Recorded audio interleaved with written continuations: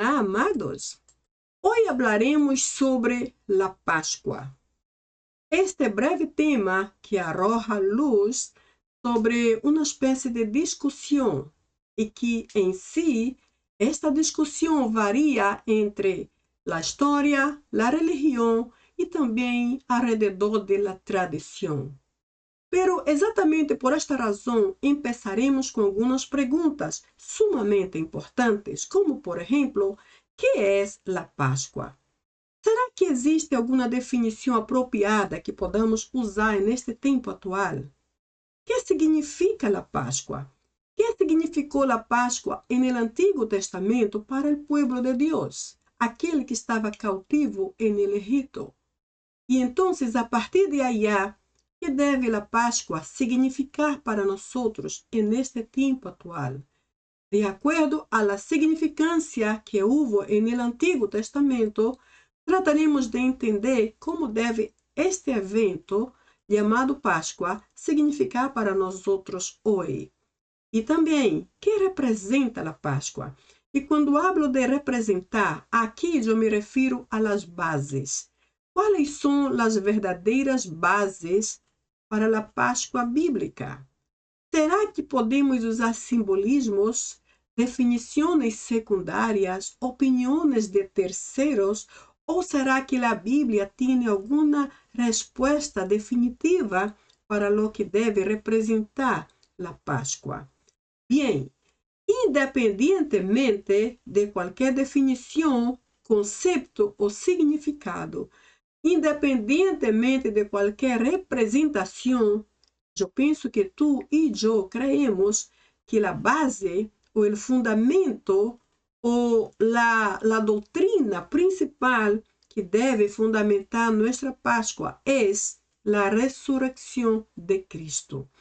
Esta imagem aqui nos mostra o impactante evento, e isto é só um vislumbre, só uma coisa assim muito suave, muito leve, comparada a lo que foi naquele dia, quando Jesus ressuscitou poderosamente depois de haver estado morto por 3 dias. Nem a muerte pudo detenerlo, a muerte escapou de delante de ele e huyó a 1000, a 5000, a 1.000.000 por hora, porque o Rei de Reis, o Todo-Poderoso Senhor, ressuscitou.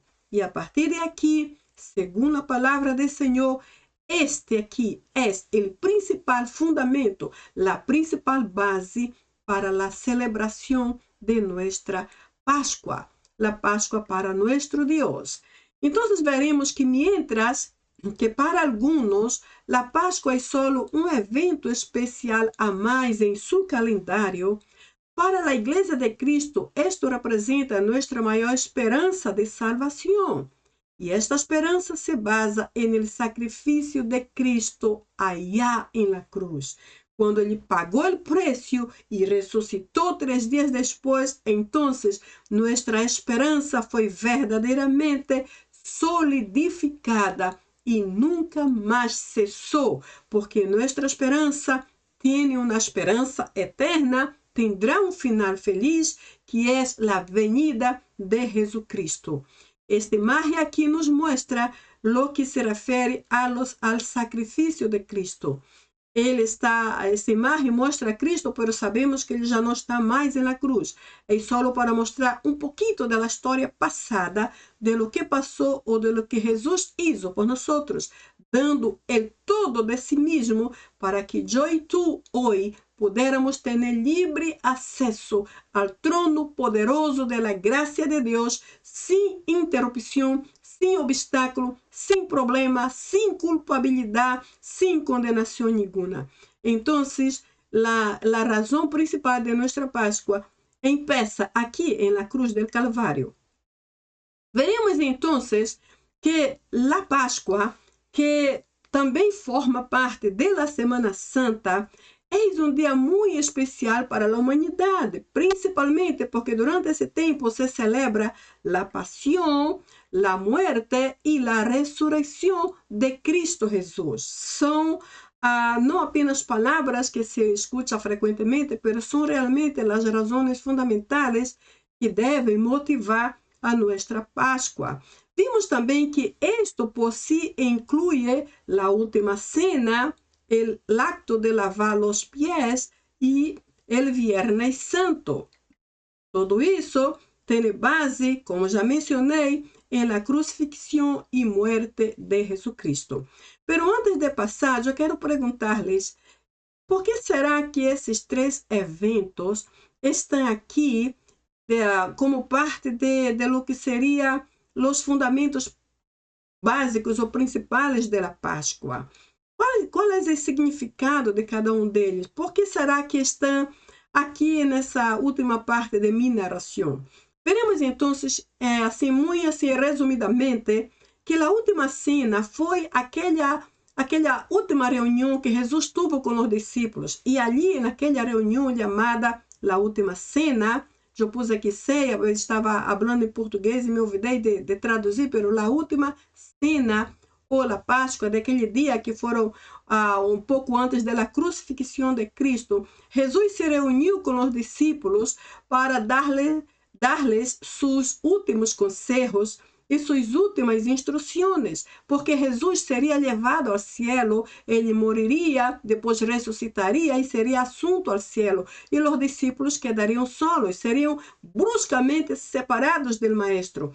E então, eu creio que esta última reunião que tiveram, em la última cena, foi para aconselhá-los, para instruí-los sobre como seguir, continuar sendo cristianos fiéis, santificados, involucrados com a obra de Deus, involucrados com o mesmo Senhor, aún em sua ausência. Jesus não estaria mais fisicamente, mas eles não podiam desistir de seguir sendo cristianos. Ou seja, aquele era um momento como que de desafio. Os discípulos talvez estavam um pouco assustados, um pouco inseguros, um pouco amedrontados, não sei exatamente sentir, mas imagino porque também eram humanos. Então Jesus se preocupou em aconselhá-los, em instruí-los, em prepará-los para o tempo em que eles estariam solos e teriam que seguir. Nada estava autorizado a parar ou a desistir de sua vida cristiana só porque Jesus já não estava fisicamente. Então, eu penso que esta cena aqui, esta última cena foi fundamental para que os discípulos pudessem ser o que eles foram mais tarde, aún na ausência de Cristo, no ministério. Vimos também que o acto de lavar os pés, como mencionamos, nos trajo como principal e mais impactante lição a humildade. Quando Jesus lavou os pés de los discípulos, ele estava mostrando ali que ele havia venido para servir mais que para ser servido. E esta é a lição que nos quedou. Hermanos, nós somos salvos para servir e não para ser servidos. É assim algo muito terrível o que sucede em muitas igrejas, porque há uma confusão doutrinária que ensina que o pastor é como um rei, é como o dueño, é como o governante de todo e ele deve ser servido todo para ele. E eu menciono o pastor só por uma palavra, mas há outros líderes diferentes. Bem, a coisa é que o ato de lavar os pés traz como principal lição a humildade. O Senhor nos chama a ser humildes. Se não somos humildes, não podemos entrar ao reino de Deus, porque incluso a Bíblia diz que Deus resiste a los soberbios e dá graça a los humildes. Ou seja, se não somos humildes, somos soberbios, e a los soberbios, o Senhor resistirá. Assim que não vale a pena. É necessário seguir a lição de lavar os pés, que é, em primeiro lugar, a humildade, e entender que não somos superiores a nada, ao contrário, devemos ver a los demás como sendo superiores a nós mesmos, como nos diz a Bíblia. Também vemos aqui a questão do Viernes Santo. E no Viernes Santo, vimos que ali ocorreu a crucifixão de Cristo. E vimos também que aquele foi a crucifixão de Cristo Jesus e, sobretudo, sua ressurreição. Ali se deu o mais alto brado, o mais alto grito, a mais alta celebração de vitória, de nossa vitória, de la vitória em nosso favor. Porque a morte de Cristo já foi em si uma grande vitória. Quando ele ressuscitou, aún mais abundante foi nossa vitória, porque nosso Cristo não seguia morto, ele já estava vivo. e estava vivo por nós, e al ressurgir, vino traindo vida e vida em abundância, como nos diz a palavra do Senhor. Que maior vitória queremos, a não ser que o Rei de Reis e Senhor de todos os senhores siga vivo e siga por nós. E de hecho, se Jesus não hubiera muerto por nós, creio eu, estaríamos totalmente perdidos hoje e para todo sempre. Então, graças ao Senhor, graças a sua crucifixão e muerte, nós temos vida e la temos em abundância. Então, por sua vez, a partir desses 3 pontos mencionados, a Páscoa nos ensina 3 princípios importantes. A primeira, la preparación para el mayor desafío. Allá en la última cena, vimos que Jesús preparaba a los discípulos para el desafío de seguir siendo cristianos aún en su ausencia. Em nosso caso, nós enfrentamos desafios diários alrededor de todos os lados para onde nos inclinamos. E sabemos que os desafios são sobretudo porque somos cristianos, contra nossa fé, contra nossa dependência de Deus, contra nossa vida moral, contra nossa vida de integridade, contra nossa paz, contra nossa convicção e todo o que se relaciona com nossa vida com Deus.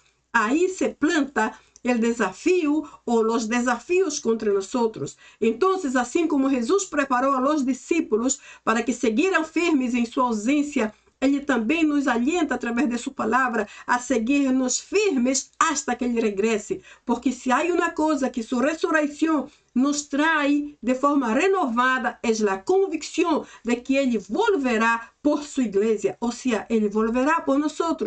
Assim que esses 3 passos que mencionei anteriormente nos trazem, em primeiro lugar, a preparação durante esse tempo de desafio hasta que nosso Jesus regrese.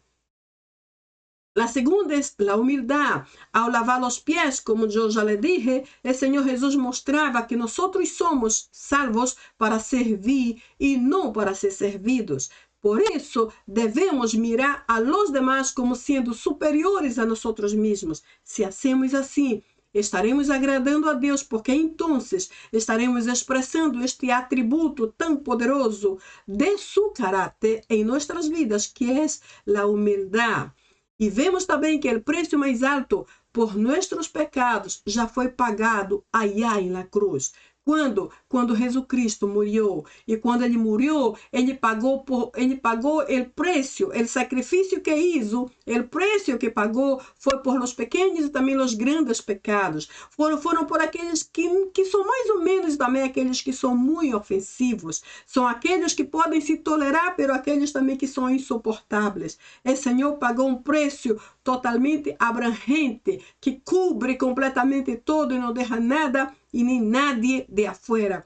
Por isso, não há pecado que Ele não pueda perdonar, não há culpa que Ele não pueda borrar, não há condenação que Ele não pueda anular, não há ataduras ou prisões que Ele não pueda romper. Temos todo em nosso Senhor Jesucristo se é que permanecemos firmes.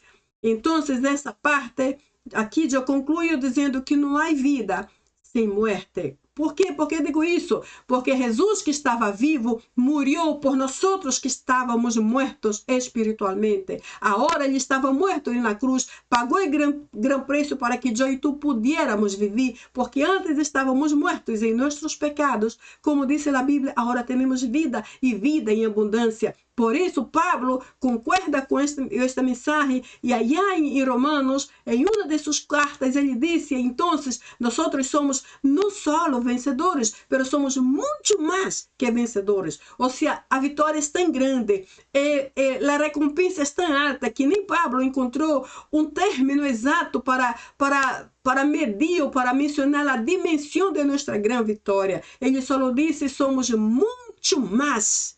Não há um término específico. Somos muito mais do que puedo dizer, muito mais do que puedo expressar, muito mais do que puedo escrever, muito mais do que puedo entender, muito mais que vencedores. E tudo isso temos por causa deste sacrifício e deste alto preço que Jesus Cristo pagou em la cruz del Calvário. Nadie podia haber hecho isso por nós. Por isso, Ele é digno de ser nosso Salvador, porque foi o único perfeito para sempre. Assim que em Cristo temos todo e não temos excusa nenhuma para cair. Assim que, para ser cristianos genuínos, segundo a natureza de Cristo, é necessário que o viejo homem muera. Veja bem, aqui temos três aspectos diferentes. Um, ser cristianos genuínos. Atualmente, todo o mundo se declara cristiano, mas sabemos que esta palavra genuínos hace toda a diferença. El genuíno habla de verdadeiro, real, algo que não é por la mitad, que não é mais ou menos, que não é agora e amanhã não é, ou vice-versa. Genuíno é algo muito verdadeiro, é algo que incluso vem desde adentro para fora e, sobretudo, é algo ou alguém permanente. Assim que o Senhor nos chama a ser cristianos genuínos. Como seremos cristianos genuínos se somos tão falhos? Então, a segunda parte nos diz: quando adoptamos a natureza perfeita de Cristo, ou seja, quando o viejo homem muere, quando paramos de mentir, de roubar, de pelear, quando paramos de cometer ofensas contra outros e contra Deus, quando passamos verdadeiramente a viver a natureza de Cristo, como dijo Pablo, já não mais vivo eu, pero Cristo vive em mim. Aparentemente ele declarava que já não vivia mais em si mesmo, ele vivia a mesma vida de Cristo. Então, veremos diferenças em nós mesmos. E aí vemos que para viver a natureza de Cristo é necessário que o viejo homem que há em nós muera. Quem é este viejo homem? Nossa natureza pecaminosa, nossos malos desejos, nossas malas intenções, nossas malas reações, nossas malas palavras e tudo mais que há em nós necessita desaparecer, necessita morrer. E quando eu hablo aqui de morrer, eu não hablo de uma morte física, pero outra vez estou falando de uma morte interior, de uma morte de la natureza pecaminosa, essa mesma natureza que existe desde muito antes, necessita desaparecer para dar lugar à natureza santa de Cristo Jesus. Em segundo, ser humildes, considerando a los demás superiores a nós mesmos. Isso já sabemos. Quando Jesus lavou os pés, ele deixava claro que ele estava servindo. E quem é que serve? A pessoa que serve a alguém que considera mais importante que uno mesmo. Neste caso, sabemos que literalmente nadie é mais alto que Cristo, porque Ele é Senhor, Ele é perfeito, Ele é perfeitamente santo, Ele é nosso Salvador, Ele é Deus. Então, nada é superior a Ele, pero Ele tratava os outros como se fueran superiores a Ele, a tal ponto que Ele se negou a si mesmo e morreu por pecados que não eram de Ele. Ele assumiu toda a culpa, toda a condenação, toda a maldição de todas nossas falhas do universo inteiro e levou tudo sobre Ele em la cruz. Porque naquele momento ele se considerou menor que nós outros ou menos importante. Ele assumiu algo que não era dele e nos viu a nós outros como superiores por um momento. Então, quando aprendemos a ser humildes, aprendemos também a ver os demais como sendo superiores a nós outros e los servimos e não esperamos ser servidos por nadie. Terceiro, aceitar o sacrifício de Cristo pagado na cruz. Por que pongo isto aqui de aceitar o sacrifício de Cristo? Eu me refiro especificamente a uma situação. Por exemplo, há muitos cristianos que vivem com Cristo por muitos e muitos anos, pero se nota que eles vivem uma vida como que estão bajo condenação. Há cristianos que se sentem tão culpados por todo o seu passado, como se nunca houveram sido perdonados. Há outros que nem sequer podem perdonar a si próprios, porque se consideram o pior da sociedade. Entonces hay otros que les gustaría hasta de ser invisibles para que nadie los mirara de tan miserables que se sienten. Entonces me pregunto, ¿qué será que pasó con este sacrificio de Cristo en la vida de estas personas? Este sacrificio no tiene eficacia en la vida de estas personas que se sienten así. Sim, tiene. El problema es que tal vez la persona está reaccionando ou está vivendo sua vida cristiana com Cristo da mesma forma como vive com qualquer outra pessoa. Qualquer outra pessoa nos dá coisas assim de pouquito, por partes, e às vezes não nos dá nada. E aí confundimos com o que Cristo pode dar-nos. Cristo pode dar-nos isso e hasta mais. Ele nos perdonou hoje e para sempre. Ele é perfeito aí hoje e será para sempre. Então, talvez o problema de muitos é que necessitamos reevaluar o que aceitamos ou o que creímos de Cristo. E então, reparar esse aspecto, porque uma vez que creemos 100% nele e entregamos a ele nossas cargas, já somos livres de nossos jugos, de nossas prisões, de nossas ataduras e ligaduras. E todos nossos pecados, por mais terríveis que hajam sido, eles já estão perdonados. E a Bíblia diz que o Senhor nos perdona de tal maneira que não vuelve a acordar-se outra vez. Ele se olvida de eles e passa a tratar-nos como se nunca houvéssemos hecho nada de malo. Isto é nosso Deus. Então, hermanos, quando aceitamos o sacrifício de Cristo, que foi pagado na cruz, nossa vida nunca mais será a mesma. Pero veja que o princípio aqui é negar-se a si mesmo e deixar o viejo homem morir. Creio que sobre isto habla Juan 3:30, que disse: é necessário que ele cresça e que eu diminua cada dia mais. Outra versão diz em Juan 3:30, é necessário que ele viva em mim e que eu desapareça. Essa versão me gusta mais. Pero também vemos que em Lucas 9:23, Jesus disse: se queres venir depois de mim ou após mim, niegue-se a ti mesmo, tome tu cruz e siga-me. Ou seja, se queres venir após mim, haga 3 coisas. 1, niegue-se a si mesmo, tome tu cruz e siga-me. Eu estava comparando esta última palavra sigue-me, com o grego do Novo Testamento e encontrei uma palavra que se associa, e então eu poderia ler esse texto desta forma, porque a palavra siga-me tem uma cercana conexão com a palavra muerte del eu, de la vieja natureza. Assim que eu poderia ler: se queres venir depois de mim, haga 3 coisas. 1, niega-te a ti mesmo. 2, tome tu cruz. E 3, muera. Ou seja, muera em ti mesmo, em tu vieja natureza, e então estarás vivendo esta vida plena de Cristo Jesus.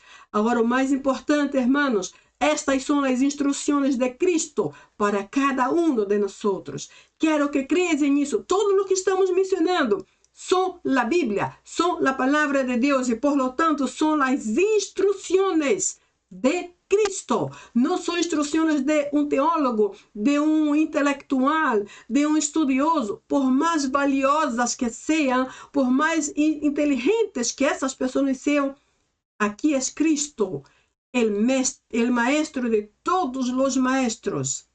Ele nos instrui e nos dice: el primeiro passo, niega-te a ti mesmo, abandona tu vieja natureza, deja este homem viejo para trás, perdona-te a ti mesmo, deixa tu passado allá, não lo trae contigo porque não te vai ajudar. Ao contrário, te vai pesar tão terrivelmente como uma grande montanha e não te deixará dar sequer nenhum passo mais porque é demasiado para ti.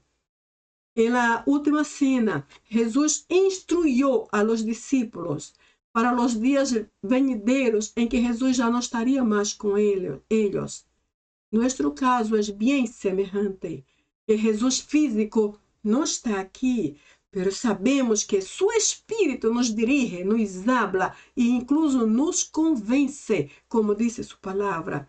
assim que as instruções necessitam ser aceptadas. E instruir não é só ensinar, instruir é também mostrar a direção. É dizer, tu podes ir por este lado, mas já não vai por este. Isso está bem, mas isso está mal.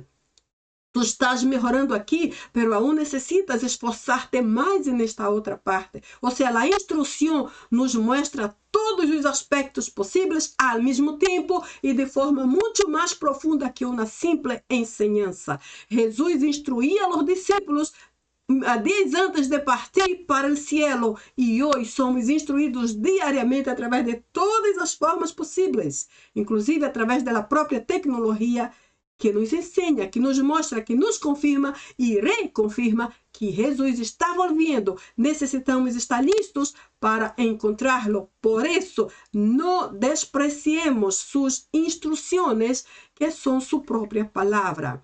Vemos então que como o mesmo término Páscoa nos define, esta terminologia vem, por exemplo, do latim Pascha.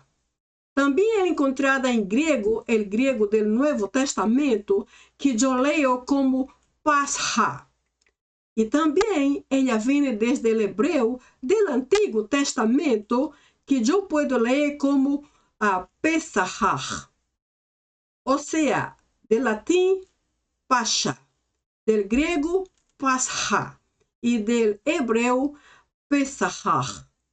De la derecha para a esquerda, se lê ao revés, certo? Aqui é da mesma forma, pero em hebreu ao revés. Pesach. Todos os três términos se referem à Páscoa. Pero o mais importante para mim é que esses três términos aqui nos deixam claro que a Páscoa não é só uma celebração.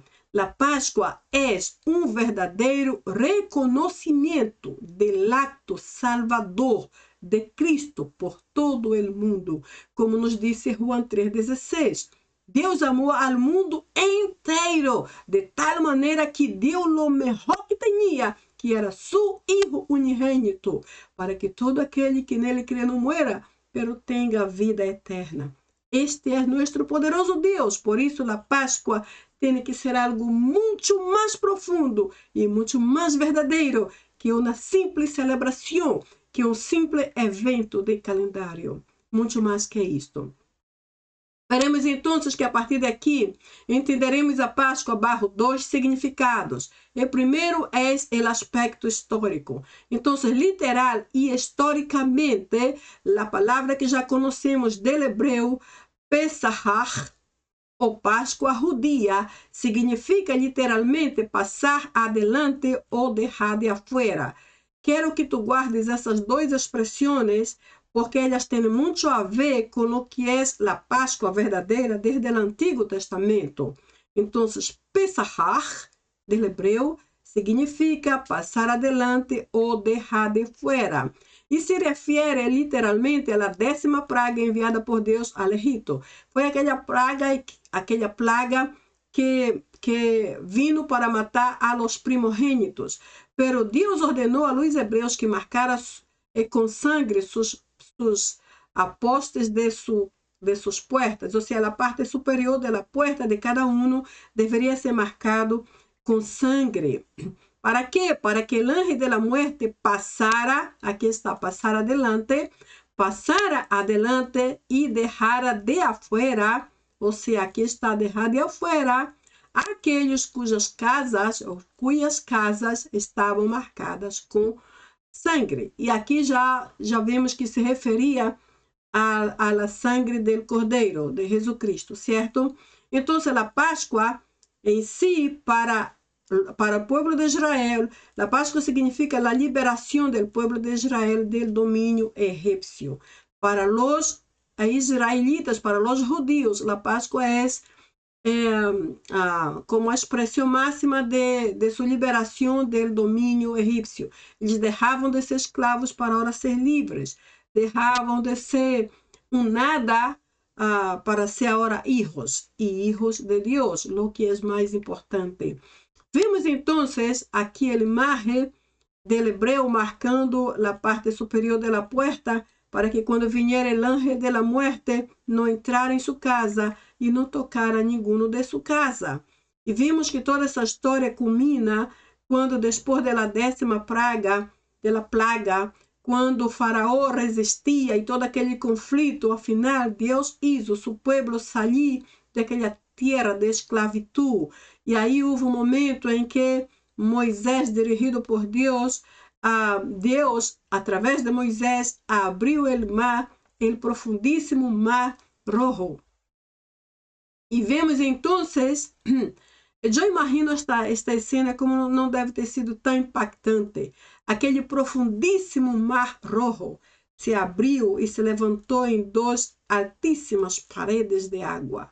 E as pessoas e as multitudes passavam como pequenitas hormiguitas aqui em meio.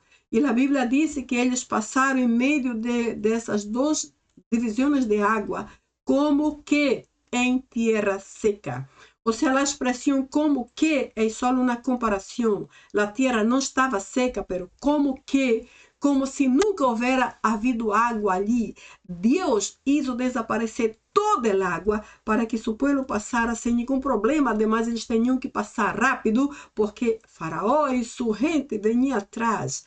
Então, a Bíblia menciona algo aqui completamente sobrenatural. Não dependeu de Moisés, não dependeu do povo, não dependeu de homem nenhum. Algo que Deus hizo no momento certo e de la forma precisa. Respondeu orações que eles pensavam que não seriam respondidas, assim como hace com nós hasta hoje. Ele é extremamente fiel. A segunda forma de entender a Páscoa é a partir do cristianismo.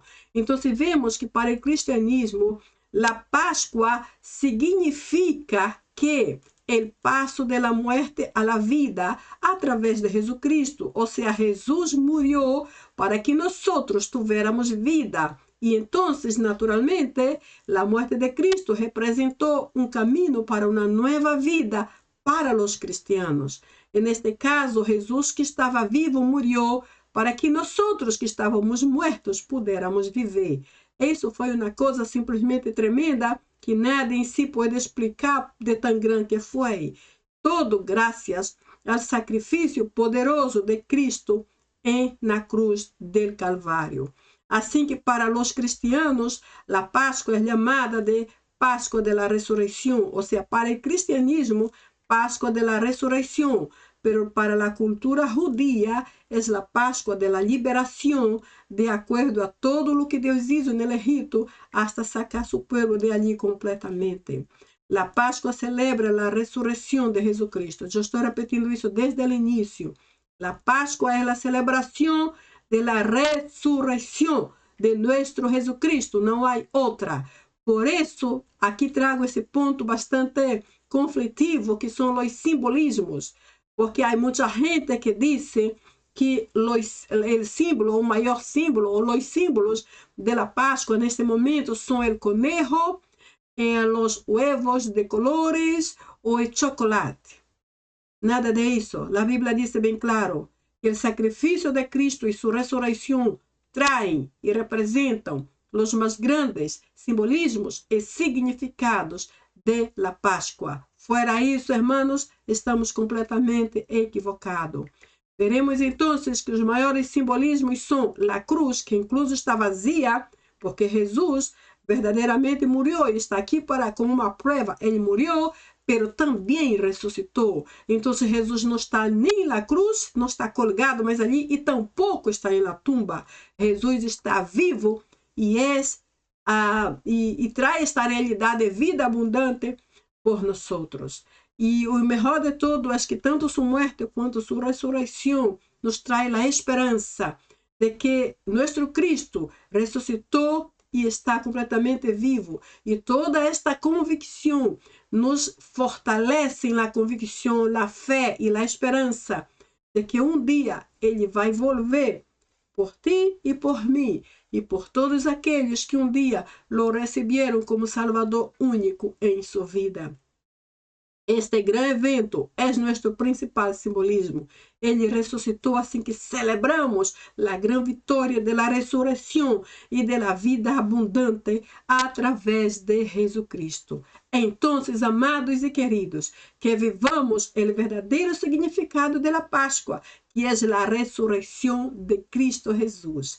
Assim que hoje eu te desejo uma feliz Páscoa, em nome de nosso Senhor Jesucristo. Que o Senhor te bendiga grandemente e então te veo no próximo vídeo. Bye, bye!